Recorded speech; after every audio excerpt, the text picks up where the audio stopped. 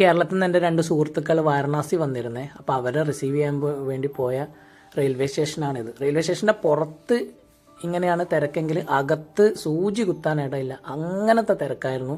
പിന്നീട് ഞങ്ങൾ കാശി വിശ്വനാഥ ക്ഷേത്രത്തിൽ പോയി. ആദ്യത്തെ ബോട്ട് യാത്ര നല്ല അടിപൊളിയായിരുന്നു. പക്ഷെ പിന്നീട് അങ്ങോട്ടുള്ള ഞങ്ങളുടെ ദർശനം വരെയുള്ള യാത്രകൾ അയ്യോ ഒന്നും പറയാൻ പറ്റില്ല. 4 കിലോമീറ്റർ 4 മണിക്കൂർ കൊണ്ടാണ് ഞങ്ങൾ നടന്നു തീർത്തത്.